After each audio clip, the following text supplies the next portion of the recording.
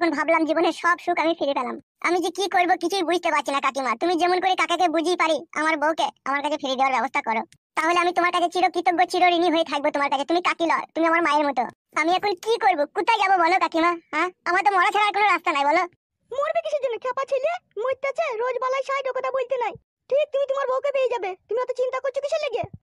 আমার কাছে একটাই চিন্তা হচ্ছে, এমএলএ সাহেব যদি আমার বউকে বিয়ে করলে তাহলে আমার জীবনটা তো পুরো শেষ হয়ে যাবে একবারে। কেন তুমি এরকম কথা চিন্তা ভাবনা করছো? তার বউ আছে, তার ছেলে আছে, সে বিয়ে করবে বলেই হয়ে যাবে নাকি? অত সহজ জিনিস নয়, ফালতু বাবা বিয়ে করবে বলেই হয়ে যাবে। তোমাদের কথাই যেন সত্যি হয়, এমএলএ সাহেব যাতে আমার বউকে ছেড়ে দেয়, যাতে না বিয়ে করুক। করবে না, করবে না, অত তুমি চিন্তা ভাবনা করো না, করবে না ও। ঠিক আছে কাকিমা, ভালো থেকো। এখন তাহলে আমি আসছি। এসো।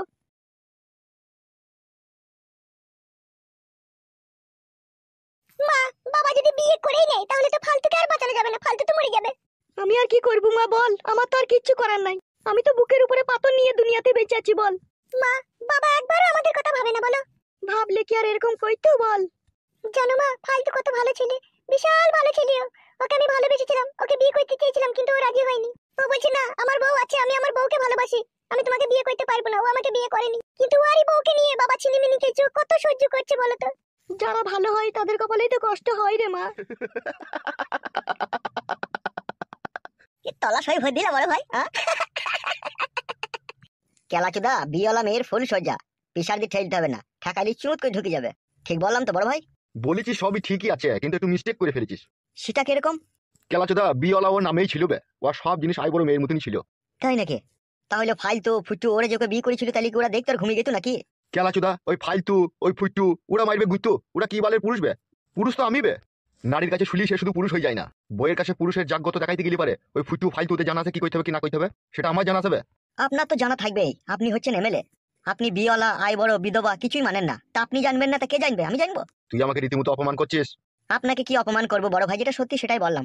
কেলাচোদা নারীরা যে আমার কাছে আসে এটা আমার ভাগ্য বে, এটা আমি খারাপ লই, বুঝলি? হ্যাঁ সে তো বুঝছি। তাহলে উল্টো পাল্টা ভাবলে হবে বল? মানুষ কখনো কোনোদিনও খারাপ হয় না, বুঝলি তো? মানুষের নিয়ম খারাপ হয়, নীতি খারাপ হয়, মন খারাপ হয়, বিবেক খারাপ হয়, কিন্তু মানুষ খারাপ হয় না।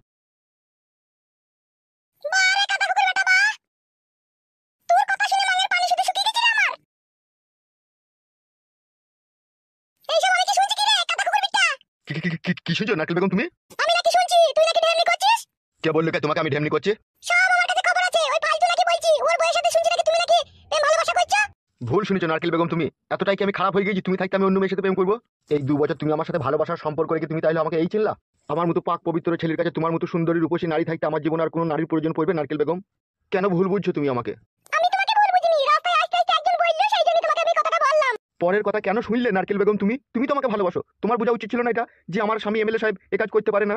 সত্যি বড় ভাই, ভগবান যে আপনাকে কি দিয়ে তৈরি করেছিল বাঁদর কই থেকে শিব করে দিয়েছে।